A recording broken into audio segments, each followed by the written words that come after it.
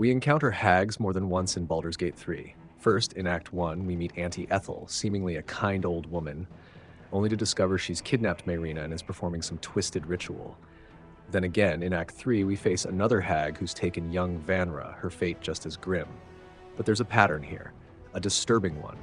Why is it always women? Why are hags so obsessed with taking daughters, sisters, and children? And more importantly, what even are hags? They're not just witches, not just monsters. There's something deeper, older, and far more sinister at play. In this video, we'll dive into the dark truth behind hags in Dungeons & Dragons, their nature, their history, and the horrifying reason they take women. And it all starts with Auntie Ethel and a girl named Mayrina. This video contains spoilers for Baldur's Gate 3.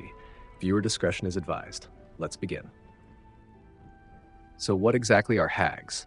In the world of Dungeons & Dragons, hags are ancient, malevolent beings born from the Feywild. They are dark Fey, corrupted reflections of nature, twisted mockeries of humanity, and physical manifestations of malice. They look like monstrous old women, but their forms are just the outward shape of something far worse, cruelty given flesh. They take joy in suffering. They manipulate, torment, and deceive for the sheer pleasure of watching mortals fall apart. Every culture across the realms has tales of hags, warnings whispered to children, nightmares passed down through generations. But where did they come from? That's where the stories get even darker. Some say they came from snake eggs kissed by virgins. Others claim they were born in coffins or cauldrons of boiling blood. But among all these twisted tales, one name keeps coming up: Segilun. Segilun is believed by many to be the original hag, a forgotten moon goddess who once ruled the night in silver-haired beauty. In ancient times, she was worshipped and adored. Her priestesses could walk on water, sing with divine voices, and protect the weak. But like the moon, Segilun was ever-changing.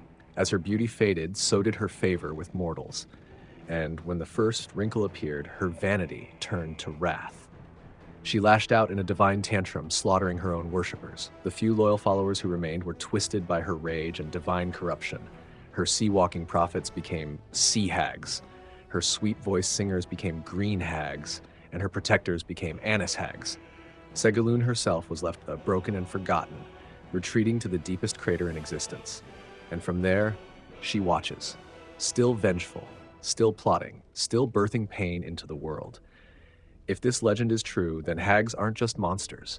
They're cursed daughters of a fallen goddess, born from beauty turned bitter, and devotion twisted into hate. So why would Auntie Ethel want an unborn child? Because hags don't reproduce like mortals do. In Dungeons & Dragons lore, hags are all female. There are no male hags, no traditional families, no loving maternal instincts. Instead, they use twisted, parasitic methods to continue their lineage, methods that range from the bizarre to the outright horrifying. One of the most well-known is the changeling method. In this process, a hag either gives birth to or magically creates a child that looks perfectly normal, usually matching the race of the father. But instead of raising the child herself, the hag swaps it with a human baby, often killing the real child in the process. The parents never know. They raise the changeling as their own, while the hag watches from a distance, feeding off the chaos it creates.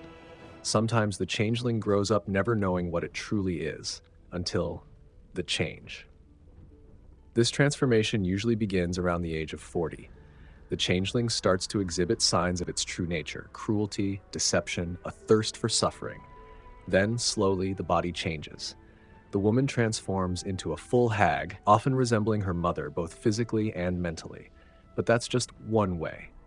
Other tales describe hags devouring infants, believing that by consuming certain types, like twins, triplets, or the seventh child of a seventh child, they can give birth to more powerful hag daughters. Some stories say the hag gives birth shortly after, producing a perfectly normal-looking baby that is anything but normal on the inside. There is also the womb swap legend, an especially grotesque one. It's said that some hags can magically switch out a fetus with their own spawn while the mother sleeps. The real child dies, the mother never knows, and when the baby is born, it's already part of the hag's dark bloodline. This method is whispered as superstition, but with hag magic, nothing can truly be ruled out. In all these methods, one theme remains the same: hags steal life to create more of themselves. And that's why Auntie Ethel didn't want Mayrina. She wanted her child. Because to a hag, motherhood isn't about love or family, it's about legacy. Hags aren't just monsters hiding in the woods. They're predators of desperation. They find the broken, the grieving, the vulnerable, people like Mayrina, and offer help with a smile. But behind that kindness is a cost. Always.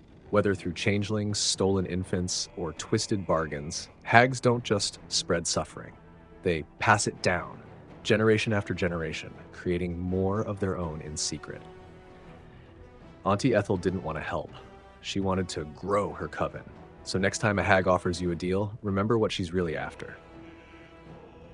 If you enjoyed this deep dive into the dark lore of hags and Baldur's Gate 3, make sure to like the video, subscribe to the channel, and let me know in the comments. Did you save Mayrina? Or did you give in to Ethel's deal?